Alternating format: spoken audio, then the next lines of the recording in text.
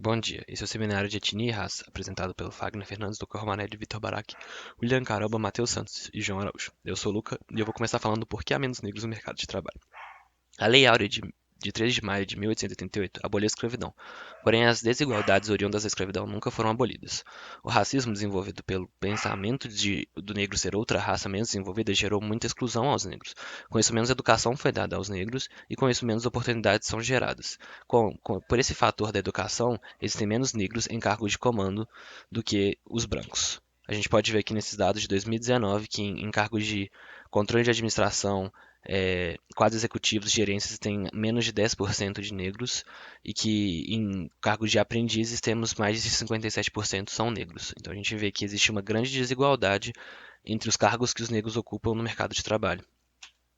As mulheres negras é um fator ainda pior, porque além do fato delas serem negras e terem o racismo envolvido, a sociedade era uma sociedade patriarcal, voltada ao homem prover e à mulher cuidar dos filhos. Com isso, as mulheres não tinham educação dada a elas. Então elas não buscavam, não eram possibilitada a elas buscar o conhecimento e com isso as suas vagas para o mercado de trabalho são diminutas. Para abordarmos melhor o nosso assunto sobre a diversidade, vamos apresentar dois termos nesse momento: raça e etnia. Raça, segundo conceitos biológicos, é a separação ou a divisão dos seres vivos através de suas características físicas e biológicas. Foi muito utilizado na Segunda Guerra Mundial a ideia do cientista biólogo alemão Ernst Haeckel, assim como outros, na qual preservava a segregação de seres considerados puros e desenvolvidos dos impuros e sujos. Esse conceito criou uma hierarquia humana onde acreditava que uma raça deveria dominar a outra, uma teoria chamada de darwinismo social. Já a etnia é um conceito utilizado para quebrar essa diferença de raça e de racismo. Historicamente, a palavra significa gentio e costume, que constrói uma identidade a partir do parentesco, religião, língua, território compartilhado e a nacionalidade, além de suas características físicas. Uma separação natural devido a seus costumes. Por exemplo, os índios que vivem no Amazonas, existem 8.000 deles, mas existem mais de 60 etnias diferentes. Bom dia, meu nome é Fagner e eu vou falar sobre a influência da mão de obra escrava na industrialização do Brasil. O Brasil foi um dos países que realizou a chamada industrialização tardia. Devido a ser uma colônia de Portugal que mantinha uma forte relação comercial com a Inglaterra, o Brasil voltou-se para a produção de bens primários a partir da mão de obra escrava. Porém, em 1785 foi oficialmente proibida a produção de manufaturas no Brasil, devido à mão de obra escrava presente no país ser essencial nas atividades agropecuárias e na extração de minério, não podendo ser utilizada na produção de produtos manufaturados. Nessa época, o regime escravocrata mantinha um sistema que se dizia político, psicológico e simbólico, mas na verdade ele naturalizou a desumanização e a demonização do negro. Sua finalidade real, com a proibição da produção manufaturada, era garantir a exploração da mão de obra dos escravos negros, evitando qualquer possibilidade dessas pessoas obterem sua liberdade ou poder aquisitivo, dessa forma garantindo também a segurança de regime e acumulação de lucros, o usufruto dos privilégios e as vantagens sociais para os membros do senhor branco e sua parentela. O racismo velado acontece quando um grupo racial ou étnico sofre uma discriminação implícita em vários aspectos sociais e culturais. Práticas comuns de racismo velado são brincadeiras sobre características físicas, exclusão de grupos de certas atividades sociais e o uso de termos linguísticos de origem racista. As vítimas enfrentam obstáculos concretos ao acesso de bens, serviços e direitos, além de problemas psicológicos gerados por aceitação e baixa autoestima. Segundo o relatório da ONU de 2014, o Brasil é caracterizado por um racismo institucional, em que hierarquias raciais são culturalmente aceitas.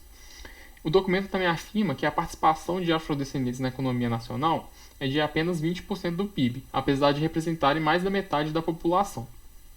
Alguns exemplos de racismo institucional: a dificuldade de implementação de uma lei que torna obrigatório o ensino da África nas séries iniciais da escola, o debate sobre a aceitação de cotas raciais em escolas públicas. E o IBOPE também realizou uma pesquisa onde 2 a cada 10 brasileiros entrevistados afirmaram não ter preconceitos. Porém, quando perguntados sobre frases com tema preconceituoso, 73% afirmaram já ter falado. Considerando uma pesquisa que o IBGE fez, chamada PNAD Contínua, de 2019. Temos a estatística da taxa de desocupação. Então, considerando a população brasileira como um todo, 9,3% são desempregados brancos e 13,6% com pardos ou negros. Mas se considerarmos a população daqueles que estão de alguma forma empregados, mas com uma espécie de emprego informal, com ocupação informal, 34,5% são brancos, com 47,4% com negros ou pardos. O quadradinho incisa, então, são dois grupos que o IBGE não considerou, que são os amarelos ou indígenas.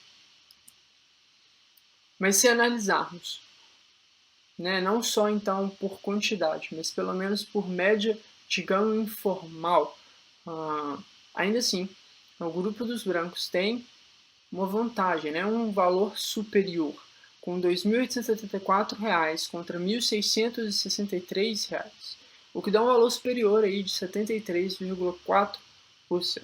E por último, uma estatística não diretamente ligada ao trabalho, mas que é relacionada e tem uma ligação indireta, é aqueles abaixo da pobreza. Então, considerando o grupo abaixo da pobreza, 70% são de negros ou pardos. Estudos mostram que apenas 4,7% da população negra do país ocupam posições sociais e organizacionais mais elevadas. Buscando a equidade nesse cenário, foram criadas as cotas raciais, que auxiliam na redução, mesmo que mínima, da desigualdade do país, pois garante que haja representatividade negra em ambientes acadêmicos e em posições sociais e organizacionais mais elevadas. E quando isso acontece, o preconceito sofrido por essas pessoas é atenuado, visto que, de certa forma, cargos mais altos trazem com si mais respeito e influência aos olhos da sociedade. Um exemplo é o ex-presidente Barack Obama, que foi o primeiro presidente negro eleito nos Estados Unidos. Obama teve entre os eleitores negros os maiores índices de votação, mostrando a representatividade que o mesmo teve para toda a população negra do país. Ainda mais em um país que tem em sua história uma pesada tradição do racismo. O exemplo de Barack Obama é ótimo para evidenciar como posições sociais e organizacionais elevadas podem atenuar o preconceito sofrido por homens negros. E é aqui que a gente finaliza nosso trabalho. Aqui estão nossas referências. Muito obrigado.